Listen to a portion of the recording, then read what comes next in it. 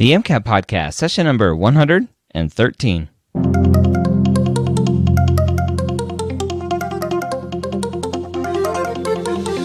A collaboration between the medical school headquarters and Next Step Test Prep. The MCAT podcast is here to make sure you have the information you need to succeed on your MCAT test day.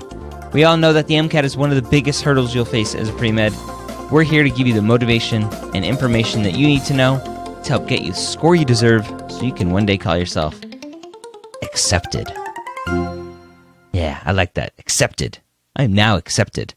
A med student. Welcome back to the MCAT podcast. I'm your host, Dr. Ryan Gray, where I am joined every week by a member of the Next Step Test Prep team. Historically, it's been Brian Snedeker, who is no longer with Next Step, but now we have Clara, who is actually, I don't think we talked about it on the podcast yet, but Clara actually scored 1 point higher on the MCAT, 526, I believe, and Brian only ever got a 525. So Clara knows at least how to do well on the podcast, and she's proving week in and week out these last several weeks that she also knows how to teach it. She is head of the content development for the MCAT at Next Step Test Prep, and we dive in with some more cars prep for you this week. Clara back again, another week of the amazing cars, everybody's favorite section on the MCAT. And I'm not joking, it's everybody's favorite. I hear it from everybody. They love it. It's my favorite now as well. Last week I was 3 for 4. Let's see if I can go 4 for 4 this time. And for the listener, just so the listeners know, a little behind the scenes, I don't read these beforehand. So I'm reading these live as we go, just so I can go through the thought process with you guys as you would. Exactly. It's very authentic. So we'll try this one. This is going to be a fun one today. Passage 5 from Next Step Full Length 10 Cars. With the recent increase in the visibility and attention to Indian literature, the almost strangling pull of family has become a common, inevitable trope. In Anita Desai's Clear Light of Day, for instance, the main character, Bim, who has sacrificed her life to tending her family, realizes, quote, they were really all parts of her, inseparable, so many aspects of her as she was of them. Whatever diminished them, diminished her. If there were hurts, these gashes and wounds in her side that bled, then it was only because her love was imperfect. This idea of self-sacrifice to the altar of familial obligation does not appear in fiction alone.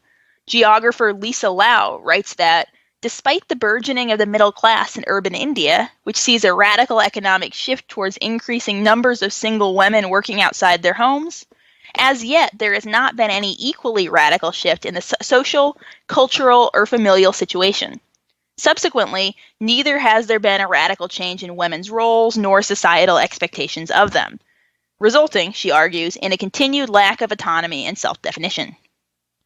Within the canon of American folk psychology, seeking to attribute mental states to such role-related social expectation must inevitably lead to reduced individual agency. Common sense about the motivation of others suggests that acting in response to obligation will result in a reduced sense of choice and fewer feelings of satisfaction than spontaneously performed actions. Yet, quantitative studies of motivation belie this belief.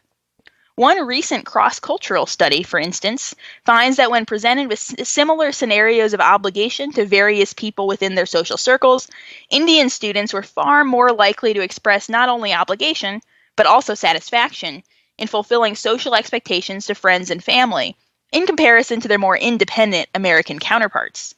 This study expands upon a 1990 study that revealed greater moral ambivalence towards fulfilling the needs of others in U.S. respondents than Indian ones.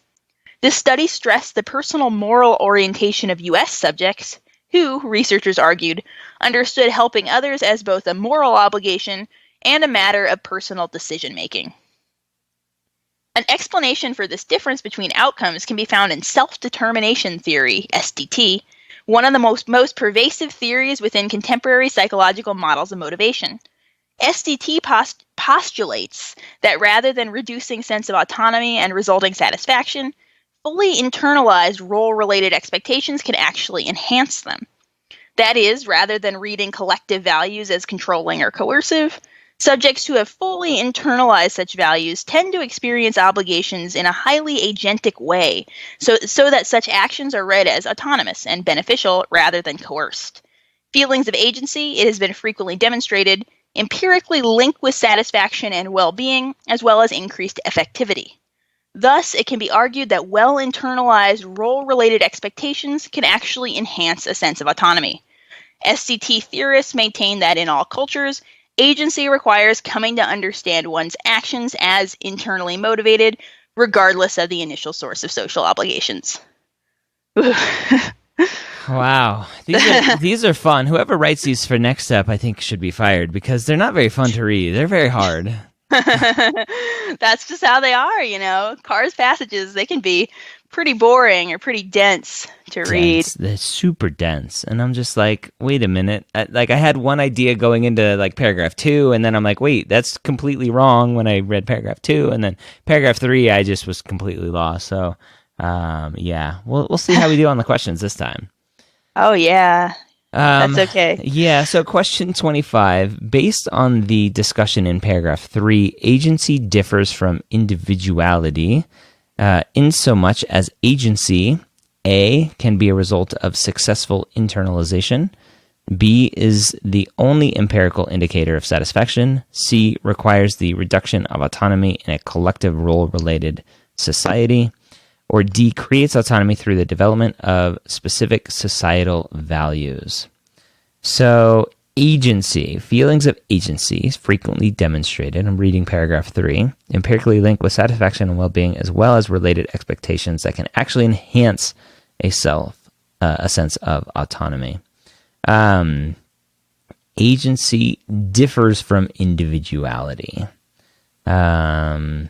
So I'm going to get rid of B right off the bat because it says, is the only empirical indicator of satisfaction. Again, the extremes I like to throw out right away. So at least I have a 75% chance. Is that right? Yeah. Yep. Of getting... Wait. Or 1 in 3, Yeah. So it's a 33% chance. I have a 33% chance of getting it right, I think, if I do that right. So the word agency was confusing me as this was being read, and so I'm like, I have to remember what agency means, and so this one would make me mad, and I'd probably just guess. But after reading the passage and looking at paragraph 3, a lot of it is about autonomy, and so I would go with D because there was just something about the society and autonomy and everything else, and so I would go with D just because I needed to move on. Well, moving on is a really good idea here. So I think it's good that you did that because this is a dense question. D is not correct. All right. Though. I'm okay with that. Yeah, and that's fine. Sometimes you just need to cut your losses. You might find that later questions in this passage are way easier, so you might as well not sink a lot of time into the first one. Okay. But in terms of how to get this correct answer here, so you were right to get rid of B first because B was really extreme. The only empirical indicator, we didn't see any extreme language like that in the passage. So B is out. And then the other 3, A, B, A, C, and D, I would look at C first because C says requires the reduction of autonomy in a role-related society. Mm-hmm. And requires is a strong word too, right? This is saying agency requires, so agency absolutely needs to have something. And then not only that, but it's also saying agency requires the reduction of autonomy. And that's not what is being stated here. Like agency and autonomy are considered to be sort of linked. Mm-hmm. They're not opposites. So C is out also. Okay. And then we have A versus D. And so now we already know that the right answer must be A. Okay. And A is a very nice moderate answer. So it's saying agency can be a result of successful internalization. So instead of like worrying about, what's the difference between individuality and agency, I would just go back to that third paragraph and try to find internalization and see if it's there. Mm-hmm. And we actually can find it here. So it says, let's see. So That is, rather than reading collective values as controlling or coercive, subjects who have fully internalized such values tend to experience obligations in a highly agentic way. So right there we have fully internalized such values, and then that's being treated as something that leads to experiencing obligations in an agentic way. Agentic is a word that we can tell right away looks really similar to agency. Okay. So that's the right answer, but there's nothing wrong with what you did either. If you have limited time, might as well spend it on questions you were more likely to get right. Yeah, we'll see if we're more likely to get those right. But all right, so A for question 25. And then we skipped question 26 and we'll go to question 27. All right, I'll read this one.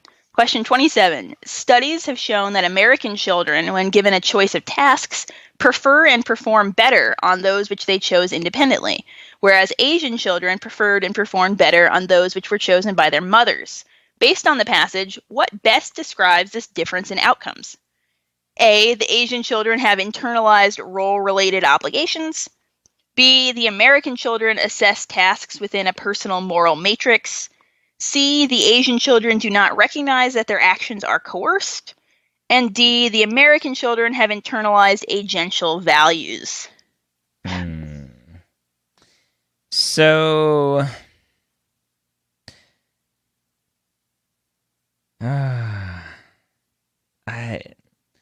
this is a hard one. So, another hard one. The Asian children have internalized role-related obligations. And so they talk a lot about these obligations and roles in the second paragraph, talking about a cross-cultural study, similar scenarios of obligations to various people. Indian students, which are Asian students, were far more likely to express not only obligation, but also satisfaction in fulfilling those social expectations to family and friends. This study stressed that the personal moral orientation of U.S. subjects who researchers argued understood helping others as both a moral obligation and a matter of personal decision-making. Where's the other one? STT, in all cultures, agency requires coming to understand one's actions as internally motivated regardless of the initial source of social obligation. So this was the key sentence. I think potentially that may help us get the answer here is answer choice C. The Asian children do not recognize that their actions are coerced. They're recognizing that they are internal, which is why they are satisfied with and do better. So I would go with C here. You know, D is really close, but not quite. And you actually went back to the right part of the passage here. So you went back to that third paragraph in the end, and you found that one sentence that says, that is, rather than reading collective values as controlling or coercive, subjects who have fully internalized such values tend to experience blah, blah, blah. And then such actions are read as autonomous rather than coerced. The problem with C is that C says the Asian children do not recognize that their actions are coerced. If it had been stated a little bit differently, so if it had said the Asian children do not feel that their actions are coerced or do not interpret their actions as coerced or something like that, that would be better.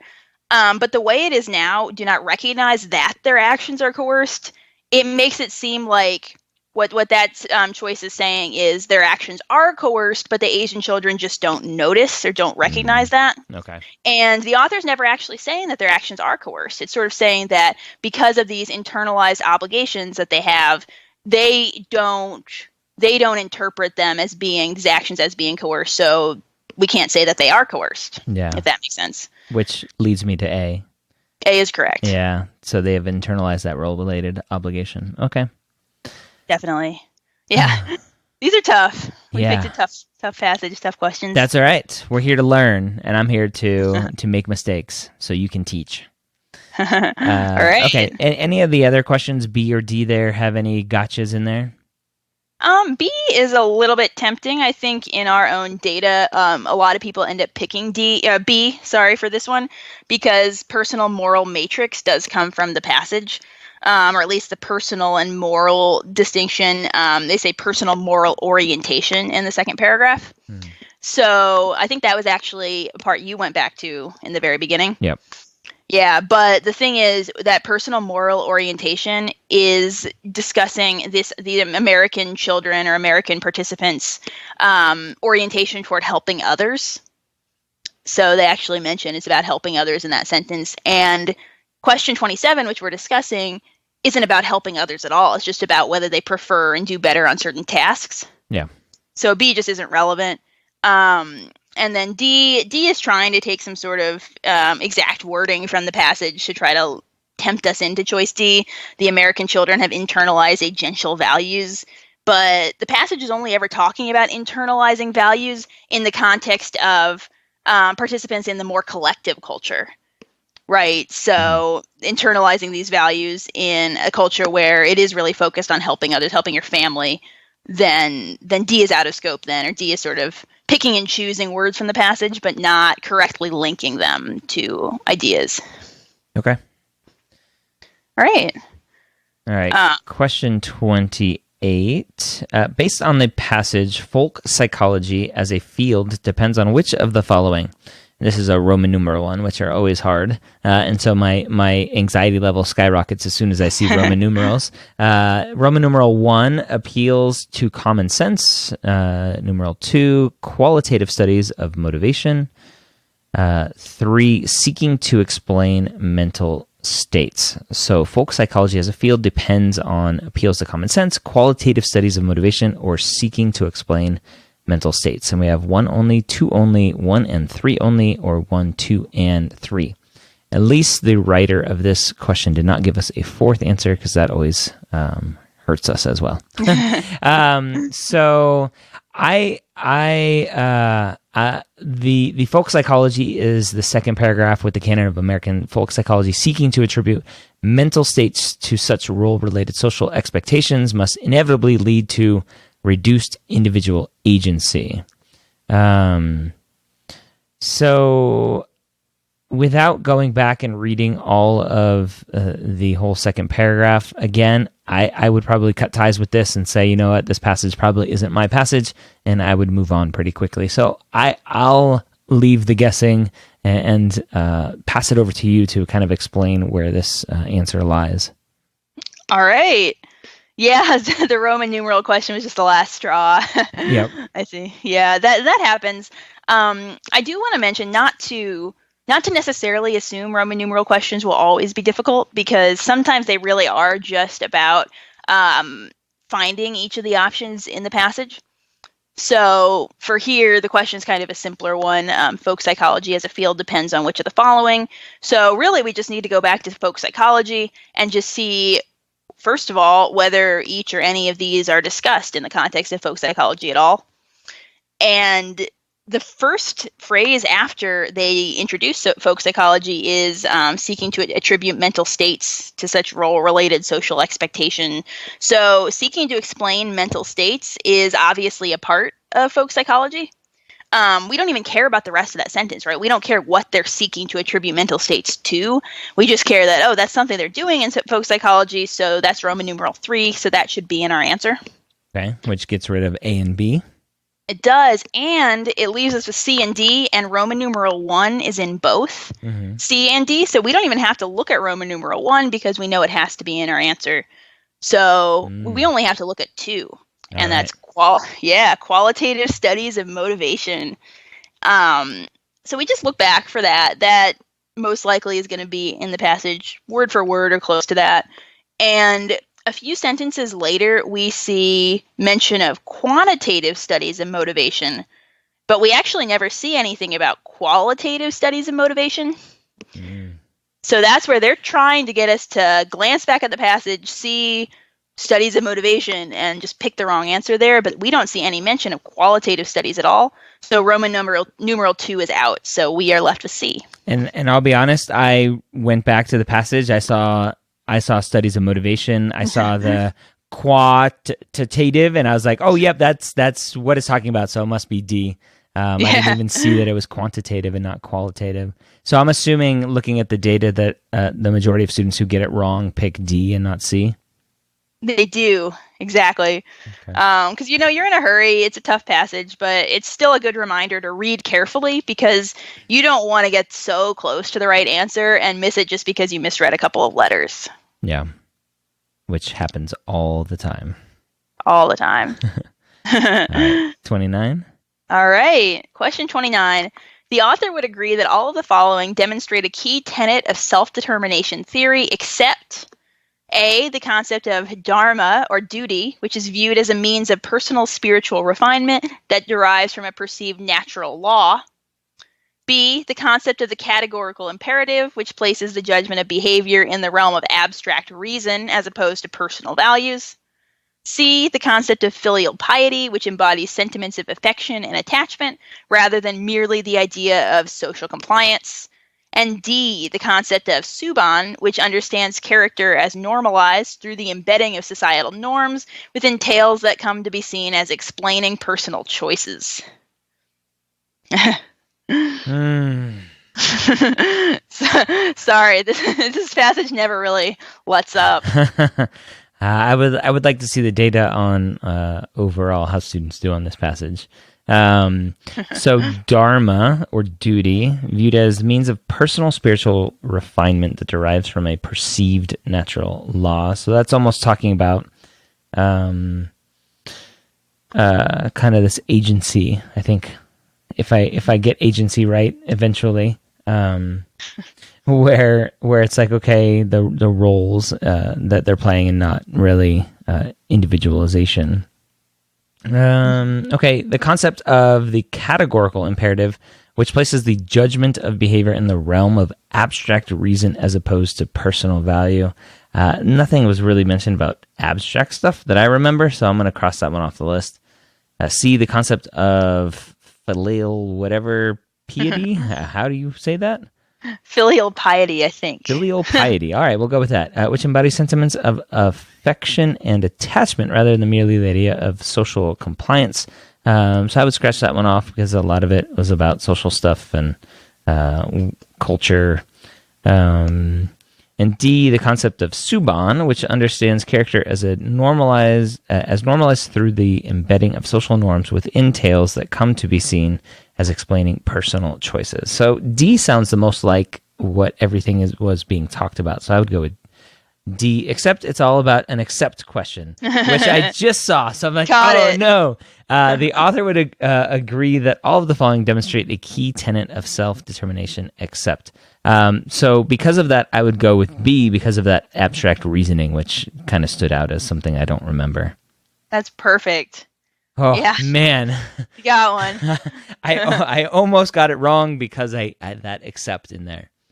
Okay. Yeah, I heard you going through it. I heard you forgetting the except sometimes. You said that B was out, but that's a great sign. If you see an except question, you think, you forget it's an except question. You think, this one's out for sure. Well, that actually is our answer. Yeah. So. All right. So I got one.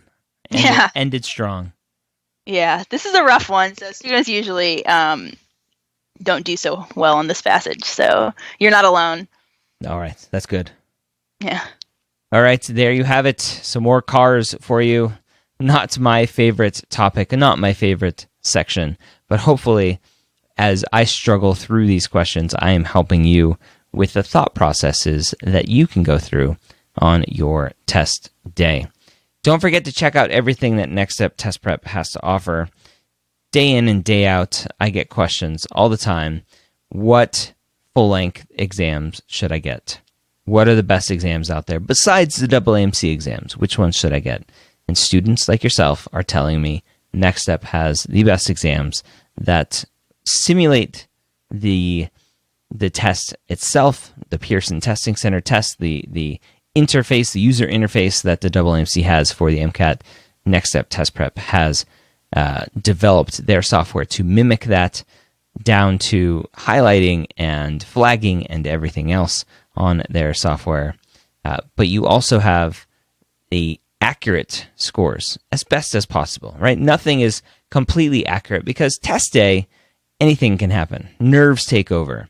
and your score may not be where you want it to be. But based on all of the data that Next Step Test Prep has, which is how these scores are calculated based on large amounts of data, they have a really good test that will simulate your scores that you will get on the AAMC practice test, as well as your real test, the potential that you can get on the real test. Go check out everything that Next Step has to offer, including those practice tests, which you can buy in 4, 6, or 10 packs over at nextsteptestprep.com, and use the promo code MCATPOD. That's all capital letters, MCATPOD. Save 10% on those full lengths. Have a great week. We'll see you next time here on the MCAT Podcast.